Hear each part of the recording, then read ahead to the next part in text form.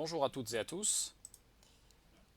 Alors, je vais vous donner des éléments de suivi de deux actions qui, de façon plus globale, visent à conforter ou à renforcer la compétence analytique d'un réseau de laboratoires vétérinaires en matière de réalisation d'antibiogrammes. Ces actions ont également permis l'acquisition d'un automate de lecture d'antibiogrammes au laboratoire de Lyon. Alors, ces actions s'inscrivent dans le cadre de la mesure 11 du plan Éco-Antibio 1 qui est rappelé ici, et dans laquelle une importance particulière est portée sur l'organisation en réseau des laboratoires. Et donc de ce fait, le RESAPAT, dont l'existence bien sûr précède le plan Éco-Antibio, puisque c'est un réseau fondé en 1982, donc il y a près de 40 ans d'existence aujourd'hui, ce RESAPAT s'est positionné sur cet objectif. Et comme vous le savez, il a vu augmenter fortement le nombre de ces laboratoires adhérents, le nombre d'antibiogrammes collectés, et c'est la figure que vous avez ici, et le périmètre des espèces animales analysées. Et c'est d'ailleurs en lien avec cette forte croissance du RESAPAT que l'automate de lecture des antibiogrammes, financé par le plan Éco-Antibio, a été d'une grande aide et importance. Parmi l'ensemble des actions de suivi de ces laboratoires, le ILA, donc l'essai interlaboratoire d'aptitude, tient bien sûr une place majeure parce qu'elle permet de sécuriser la capacité méthodologique des laboratoires à réaliser cette méthode d'antibiogramme, qui, comme vous le voyez sur la photo en haut à droite, est celle de diffusion en milieu gélosé. Le ILA est composé de deux épreuves, l'une portant plus spécifiquement sur la méthode et l'autre plus spécifiquement sur l'interprétation. Et cette ILA s'est adaptée au fil de l'eau à l'augmentation du nombre de laboratoires participants, mais aussi aux exigences qualité sur l'organisation du LA, grâce à l'engagement des équipes de l'ANSES dans une démarche de mise en conformité avec la norme 17043. Et cette ILA conduit également à plusieurs niveaux de restitution qui sont listés ici.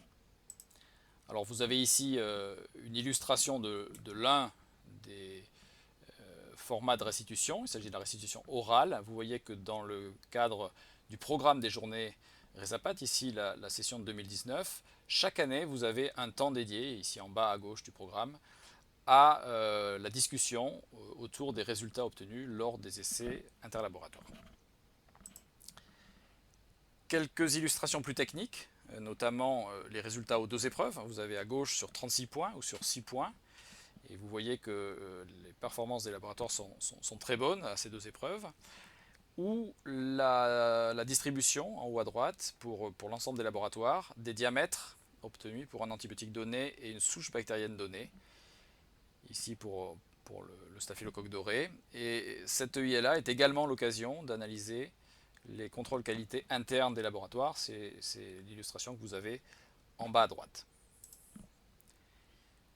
Alors, plus globalement, cette EILA s'intègre dans de multiples actions de formation, d'encadrement, de suivi des laboratoires du RESAPAT, qui même, je dirais, visent plus largement les clients de ces laboratoires, que sont les vétérinaires praticiens, bien sûr.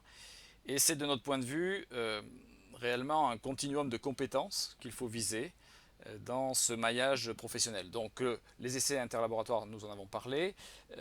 J'ai mentionné également les journées annuelles de formation, dont vous savez que le programme contient certes cette restitution des essais interlaboratoires, mais également de nombreux autres points, des interventions sur des points de connaissance, sur des éléments techniques, y compris avec des intervenants extérieurs au réseau.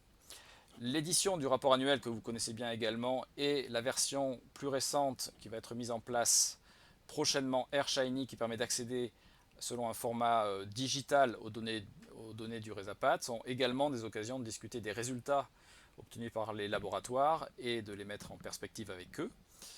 Les laboratoires aussi participent activement aux sessions Éco-Antibio des colloques nationaux, participent également activement aux journées régionales. On organise des sessions de formation à l'ANSES, dans nos laboratoires, à Lyon ou à Ploufragan, mais également dans les laboratoires du réseau, sur site, des techniciens du réseau.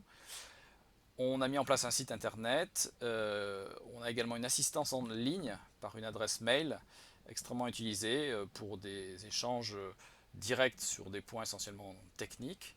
et nous menons aussi des études scientifiques collaboratives avec ces laboratoires, et toutes ces actions participent à la formation et au suivi des laboratoires.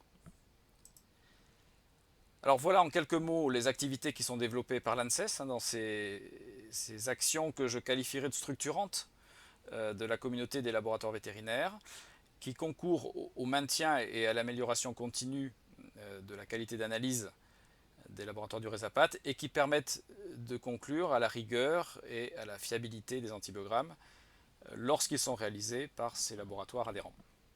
Merci donc à tous ces laboratoires pour leur engagement, merci au plan EcoAntibio pour le soutien de ces actions et merci à vous pour votre attention.